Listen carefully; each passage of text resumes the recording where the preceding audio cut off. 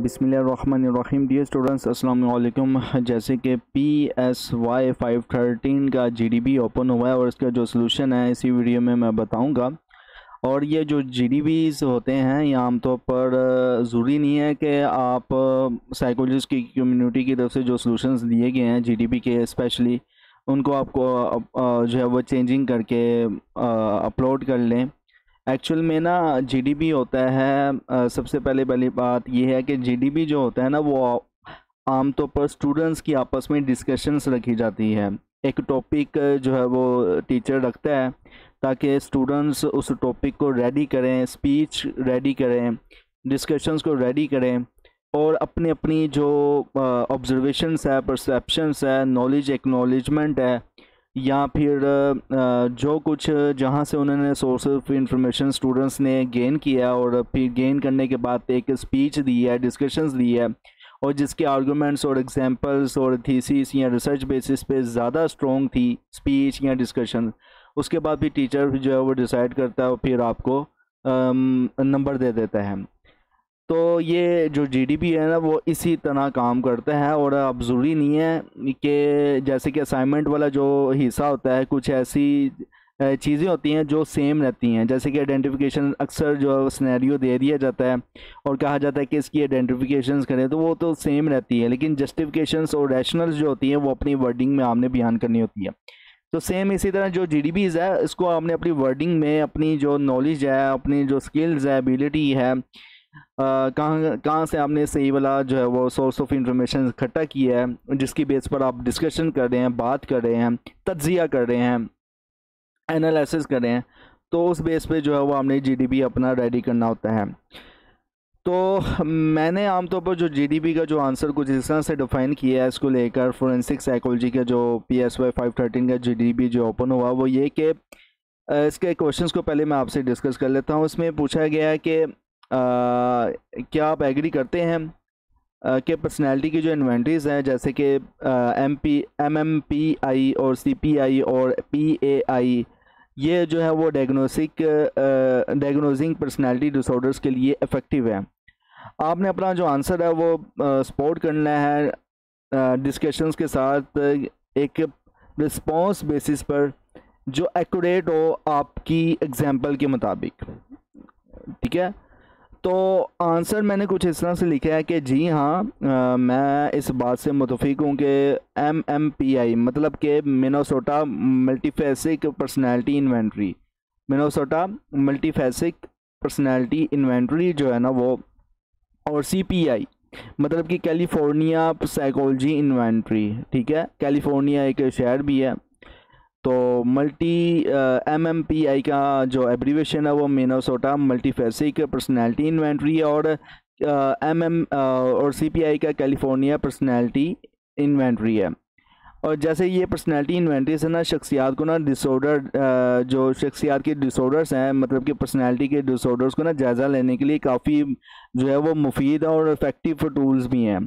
ख़ासकर forensic psychology जैसे कि फोरेंसिक साइकोलॉजी के जो मौके पर ना, मगर इन टेस्ट की ना एक्यूरेसी पर ना रिस्पॉन्स बेसिस का ना बहुत गहरा असर होता है। जैसे कि झूठ बोलना मतलब कि मेलिंजरिंग और सोशल डिज़ायरेबिलिटी मतलब कि अपने आप को बेहतरीन दिखाना, ये अपनी ना कमज़ोरी को छुपाना, अपनी कमज़ोरी को छुपाना जिसे कहते हैं हम डिफेंसिवनेस। ओके, अच्छा, इसमें ना आपको मज़ीद बताया गया है, मैंने इस वाले पैराग्राफ में कुछ इस तरह से बताया है कि MMPI जो 2 है ना दुनिया का सबसे ज़्यादा जो है वो यूज़ होने वाला ना पर्सनैलिटी टेस्ट है। और इसमें ना कुछ स्पेशल वैलिडिटी स्केल्स होते हैं जैसे कि L स्केल, F स्केल और K स्केल जो चेक करते हैं कि बंदा सच बोल रहा है या अपनी हालत को एग्जेजरेट कर रहा है। फोरेंसिक सेटिंग्स में ना जहां लोग कोर्ट से बचने या फ़ायदा उठाना चाहते हैं ना वहां ये टूल्स बहुत हेल्पफुल होता है। और ये ग्रीन ने 2001 में ना अपनी रिसर्च में ना साबित किया था। मज़ीद मैंने कुछ डिस्कशन इस तरह से की है कि जो PAI है मतलब कि जो PAI जो स्केल है भी ना फोरेंसिक असेसमेंट्स के लिए ना यूज़ होते हैं। और इसमें ना NIM मतलब कि नेगेटिव इंप्रेशंस और PIM मतलब कि पॉजिटिव इंप्रेशंस स्केल्स होते हैं, जो चेक करते हैं कि बंदा अपने आप को ना ज़्यादा बुरा या ज़्यादा अच्छा दिखाने की कोशिश तो नहीं कर रहा।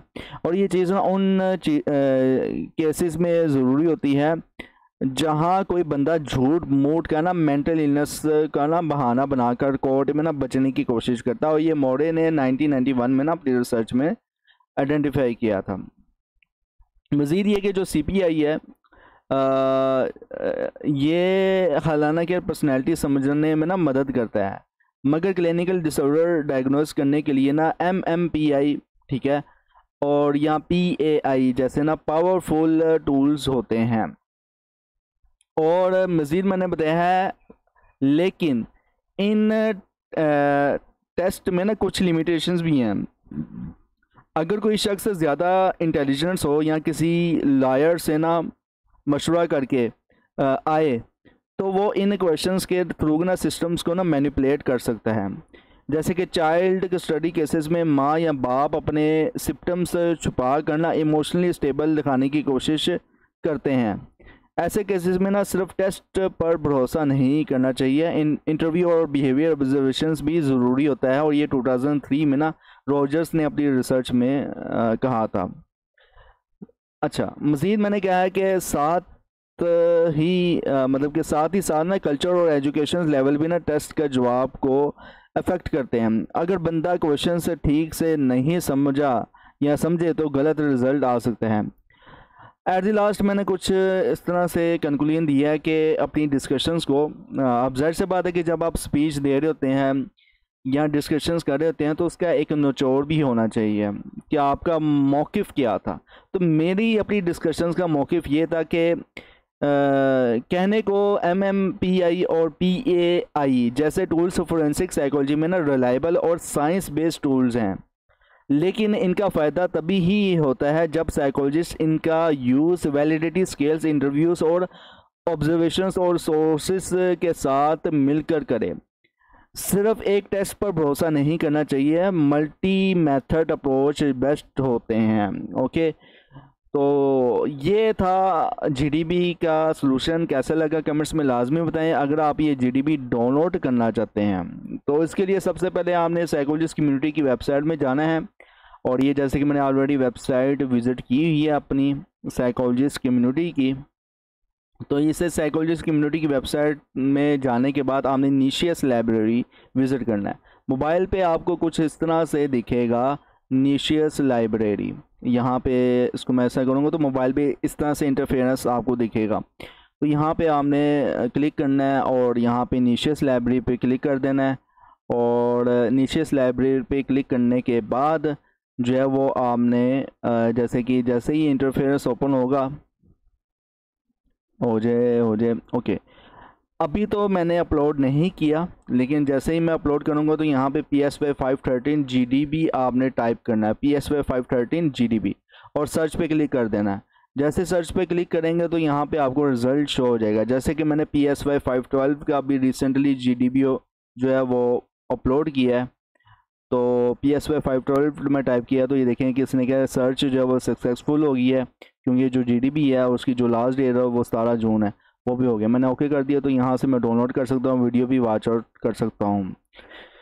तो ये आप इस तरह से साइकोलॉजिस्ट कम्युनिटी की वेबसाइट से ये जो है ना वो अपने GDB असाइनमेंट्स के जो सॉल्यूशंस हैं जो बनाए जाते हैं इनको आप डाउनलोड कर सकते हैं। अगर आपको कोई सॉल्यूशन नहीं मिलता किसी भी फ़ाइल का, साइकोलॉजी से रिलेटेड फ़ाइल का, तो आप जो है ना वो मुझसे व्हाट्सएप में रब्ता कर सकते हैं। तो till then thank you so much. अल्लाह हाफिज़।